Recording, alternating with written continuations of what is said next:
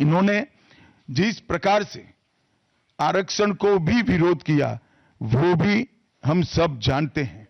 पिछड़ा वर्ग आयोग, काका साहेब कालेलकर आयोग 53 में बना, 55 में रिपोर्ट आई, आज तक वो रिपोर्ट को लागू नहीं किया गया।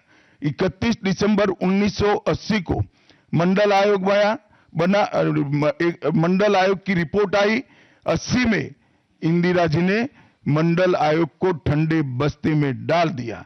90 में जब गैर कांग्रेसी सरकार आई तब मंडल आयोग की रिपोर्ट, राजीव गांधी विपक्ष के नेता थे और जब मंडल आयोग की रिपोर्ट लागू हुई, प्रस्ताव संसद में आया, राजीव जी ने अपने जीवन का सबसे लंबा भाषण ओबीसी के आरक्षण का विरोध करने के लिए किया।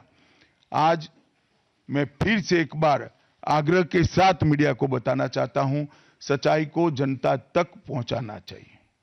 मेरी पूरी बात बहुत स्पष्टता के साथ, कोई कंफ्यूजन के बगैर राज्यसभा के रिकॉर्ड पर है। आज भारतीय जनता पार्टी के सैकड़ों कार्यकर्ताओं ने ट्वीट कर भी इस सत्य को लोगों के बीच में पहुंचाया है और जिन्होंने जीवन भर बाबा साहेब का अपमान किया, जिन्होंने जीवन भर बाबा साहब के सिद्धांतों को दरकिनार किया, जिन्होंने जब तक सत्ता में रहे बाबा साहब को भारत रत्न मिलने नहीं दिया, जिन्होंने जब तक सत्ता पर रहे आरक्षण के सिद्धांतों की धज्जियां उड़ाई, वो लोग आज बाबा साहेब आंबेडकर के नाम पे भ्रांति फैलाना चाहते हैं। मैं कांग्रेस के अध्यक्ष खड़गे जी को भी कहना चाहता हूं, खड़गे साहब, आपका तो कम से कम दायित्व तो बनता है, क्योंकि आप उस वर्ग से आते हो जो वर्ग के लिए बाबा साहब आंबेडकर जी ने पूरा जीवन समर्पित किया। आपने कम से कम कांग्रेस के एक कुत्सित प्रयास में सपोर्ट नहीं करना चाहिए था। मुझे बड़ा दुख है कि आप भी राहुल गांधी जी के दबाव में इसके अंदर शामिल हुए हो। मित्रों, आज जब हम सब यहां बैठे हैं, मैं फिर से एक बार कहना चाहता हूं, कांग्रेस के पास इस संविधान के ऊपर की चर्चा में बाबा साहेब आंबेडकर विरोधी कांग्रेस है, इसका कोई जवाब नहीं बचा। संविधान विरोधी कांग्रेस है, इसका कोई जवाब नहीं बचा। कांग्रेस आरक्षण विरोधी है, इसका कोई जवाब नहीं बचा। कांग्रेस सावरकर विरोधी है, इसका भी कोई जवाब नहीं बचा। कांग्रेस ओबीसी विरोधी है, उसका भी कोई जवाब नहीं बचा। आपातकाल का पाप कांग्रेस के ही समय में हुआ, इसका भी कोई जवाब नहीं बचा। नारी सम्मान का विरोध भी कांग्रेस ने ही किया, वो प्रस्तापित हो गया। न्यायपालिका का अपमान ही कांग्रेस ने ही किया, वो भी प्रस्तापित हो गया। भारत की भूमि को भी संविधान को दरकिनार कर विदेश को सौंपने का पाप भी कांग्रेस ने ही किया, ये भी प्रस्तापित हो गया। तब फिर से एक बार चिर परिचित अपनी पुरानी नीति पर कांग्रेस आई है और उन्होंने मेरे बयान को तोड़ मरोड़ कर आधा ही दिखाकर जनता के सामने रखना और भ्रांति फैलाने का प्रयास किया है। कृपया मेरा पूरा बयान आप सभी लोग जनता तक पहुंचाइए, तो दूध का दूध और पानी का पानी हो जाएगा।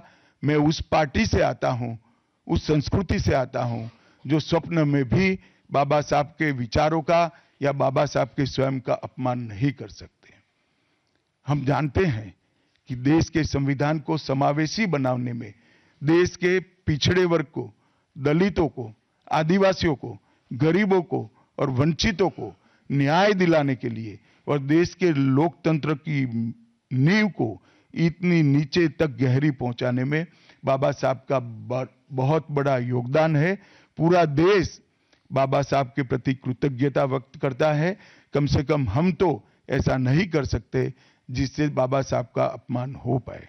और मैं फिर से एक बार कांग्रेस के ये कुत्सित प्रयासों की घोर निंदा करता हूं और जो संविधान पर दोनों सदनों में चर्चा हुई, कम से कम भारतीय जनता पार्टी की ओर से चर्चा का स्तर मेंटेन करने का पूरा प्रयास किया गया था, विषय पर बोलने का आग्रह किया गया था और तथ्य के साथ बोलने का आग्रह भी हमारे सारे वक्ताओं ने किया था। वो सारे प्रयास पर कांग्रेस ने पानी फिरा है और मैं मानता हूं कि देश की जनता इसके इस प्रयास को भी जानती है, उनकी मानसिकता को भी जानती है और उनकी कार्य संस्कृति को भी जानती है। धन्यवाद। रविंदर जी। सर, आपने जिक्र किया चुनाव से एआई का इस्तेमाल हुआ था और ये था। इस बार आपने राज्यसभा में बोला, सदन चल रहा था, आपने कहा कि छोटा क्लिप दिखाया गया जो दिखाया जा रहा पूरा बयान। क्या पार्टी या आप या संसदीय कार्य मंत्रालय से राहुल गांधी या मल्लिकार्जुन खड़गे के खिलाफ कोई प्रिविलेज नोटिस दिया जाएगा, कोई कार्रवाई करने की कोशिश की जाएगी? देखिए, मैं पार्लियामेंट के बारे में बाहर जवाब नहीं दे सकता, परंतु मैं इतना जरूर कह सकता हूं कि इसके सारे legal option Bharatiya Janata party तरासेगी।